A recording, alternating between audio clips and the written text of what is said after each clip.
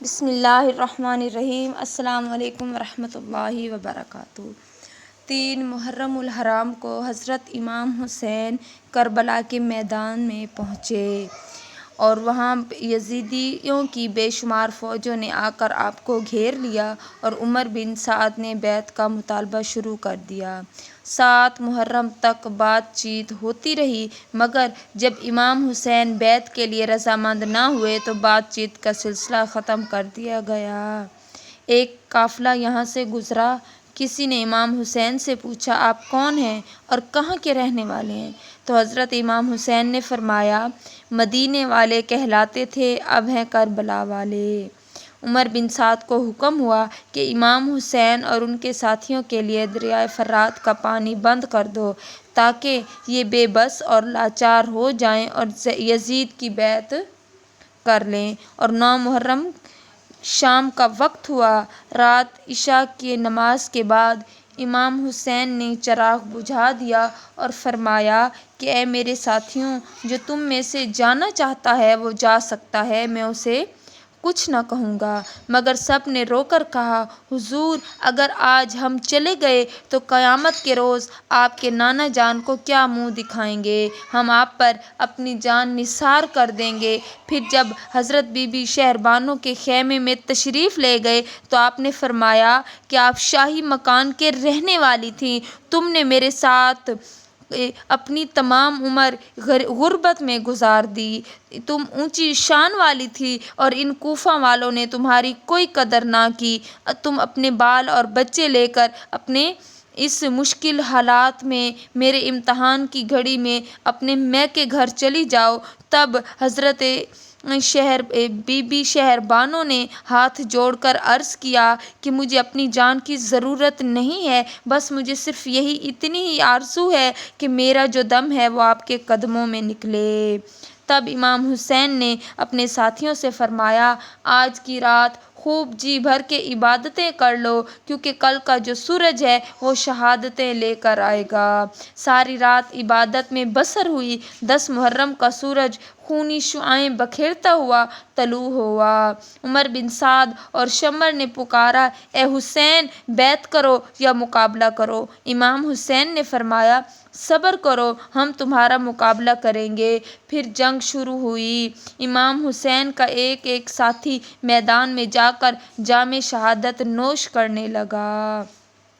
حضرت سکینہ حضرت عباس کے پاس گئی اور کہا کہ چچا جان، مجھے پیاس لگی ہے۔ حضرت عباس نے کہا، بی بی گھبرا نہیں، تیرا چچا تجھے ضرور پانی پلائے گا۔ اب تم اپنی ماں کے پاس جاؤ۔ امام حسین سے اجازت لے کر حضرت عباس گھوڑے پر سوار ہوئے اور فرات دریا کے کنارے کی طرف چلے۔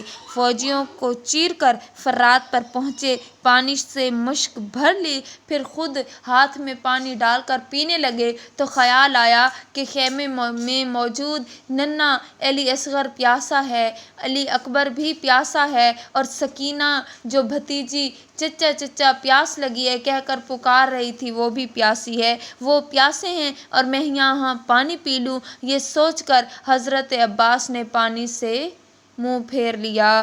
پھر آپ نے گھوڑے کو دریا کی طرف پانی پینے کے لیے موڑا تو گھوڑے نے بھی پانی سے منہ موڑ لیا۔ آپ نے جب پانی سے مشک بھر لی، یزیدوں نے تیر کی بارش کر دی۔ آپ نے وہ پانی کا مشک جو تھا اپنے کندھے پر ڈالا اور گھوڑے کو واپسی کے راستے پر ڈال دیا۔ یزیدیوں نے تیروں کی بارش کر دی۔ آپ کا ایک بازو کٹ گیا تو آپ نے وہ پانی کے مشک اپنے دوسرے کندھے پر ڈال لیا۔ جب دوسرا بازو کٹ گیا تو آپ نے وہ مشک اپنے دانتوں میں پکڑ لیا۔ جب تیروں کی بارش بڑھ گئی تو وہ پانی کا مشکیزہ بھی منہ سے گرا اور پانی بہہ گیا۔ بازو کٹے جیسے دونوں کٹ گئے تھے اور حضرت عباس زمین پر آ گرے۔ حضرت امام حسین لاش عباس اٹھا کر لائے اور فرمایا، سکینہ، تیرا چچا آ گیا۔ سکینہ نے دیکھا تو سینے سے لگ کے کہا، اگر مجھے علم ہوتا تو چچا میں تجھے نہ بھیجتی۔ چچا اٹھو، چچا بات کرو، ننھی سکینہ تجھے پکار رہی ہے، چھوٹی بھتیجی تجھے پکار رہی ہے۔ آخر کار اہل بیت کے گھرانے کے فرد ہی باقی رہ گئے۔ امام قاسم نے اجازت لینا چاہی تو حضرت امام حسین نے اجازت نہ دی۔ تب حضرت امام قاسم نے اپنے گلے میں باندھا ہوا تعویذ کھولا اور عرض کرنے لگا، یہ میرے بابا جان حضرت امام حسن نے مجھے دیا تھا، اور ساتھ ہی ساتھ یہ وصیت کی تھی کہ جب تمہارے چچا پر زندگی میں بہت ہی مشکل اور کڑا وقت آئے تو اس وقت اس تعویذ کو کھول کر پڑھنا اور اس تعویذ پر عمل کرنا۔ جب انہوں نے اس تعویذ کو کھول کر دیکھا تو اس میں لکھا تھا کہ چاہے تمہیں اپنی جان ہی کیوں نہ قربان کرنی پڑے، تم نے اپنے چچا کی حفاظت کرنی ہے۔ جب حضرت امام حسین نے وہ تعویذ پڑھا تو نم آنکھوں کے ساتھ اجازت دے دی اور حضرت امام قاسم گھوڑے پر سوار ہوئے۔ امام حسن کا بیٹا یزیدیوں کو للکارتا ہوا فوج میں گھس گیا، مگر انہوں نے نیزوں کی بارش کر دی۔ قاسم زمین پر گر پڑے اور پکارے، چچا حسین مجھے سنبھالو۔ امام حسین دوڑے اور جا کر جھولی میں اٹھا لیا۔ ہچکی کے ساتھ موت کا خنجر بھی چل گیا، سر پاؤں پر دھرا رہا اور دم نکل گیا۔ امام حسین قاسم کو اٹھا کر خیموں میں لائے تو بیویوں کی چیخیں نکل گئیں۔ امام نے فرمایا، کوئی بے صبری کا مظاہرہ نہ کرے، اللہ تبارک و تعالی صابروں کے ساتھ ہے۔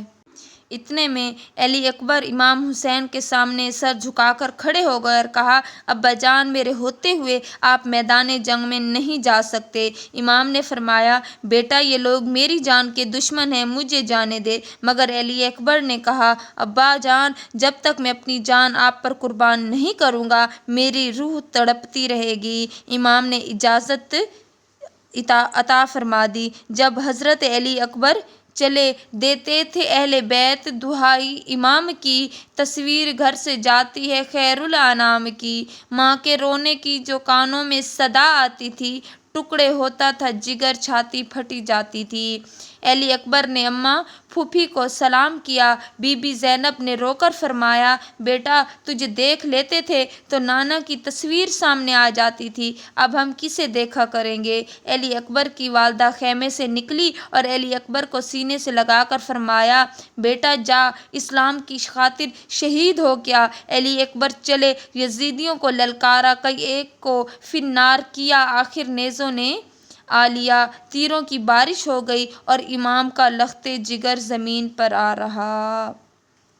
امام علی اکبر کو اٹھا کر لائے، خیمے میں بیویاں اکٹھی ہو گئیں۔ علی اکبر نے آنکھیں کھولی اور کہا، آج مجھے صغرا بہن یاد آ رہی ہے، بابا وہ ہمیں یاد تو کرتی ہوگی۔ حضرت امام حسین تیار ہوئے تو حضرت زینب نے کہا، بھائی مصیبت آئے تو صدقہ دیا کرتے ہیں، مصیبت آئے تو صدقہ دیا کرتے ہیں، میں تمہاری بہن ہوں، اس بے کسی میں میرے پاس سوائے میری اولاد کے کچھ نہیں، میرے اونو محمد بھی آپ پر قربان ہونے کی اجازت چاہتے ہیں۔ امام علی مقام نے فرمایا، بہن ان معصوموں کو زندگی کی بہاریں مبارک ہو، میں نہیں چاہتا کہ تیری گود خالی ہو جائے۔ بی بی زینب نے رو کر عرض کی، قیامت کے دن اماں فاطمہ کو میں کیا جواب دوں گی جب انہوں نے پوچھا کہ تو نے میرے لال پر اپنے بیٹوں کو نثار کیوں نہ کیا؟ یہ سن کر امام علی مقام نے اجازت دے دی۔ دونوں شہزادے اونو محمد یزیدی فوجوں میں گر گئے۔ تیروں اور نیزوں کی بارش نے زینب کے معصوموں کے جسموں کو رنگین کر دیا۔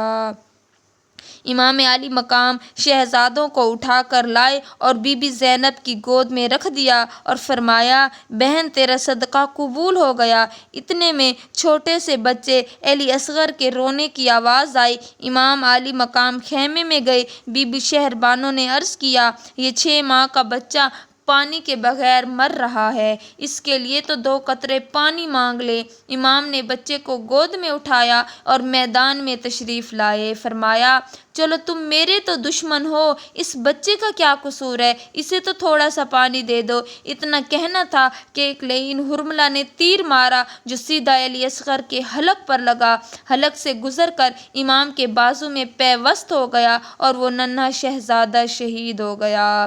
امام علی مقام نے شہر بانو سے فرمایا، تیرا شہزادہ اب پانی پی کے آ گیا ہے۔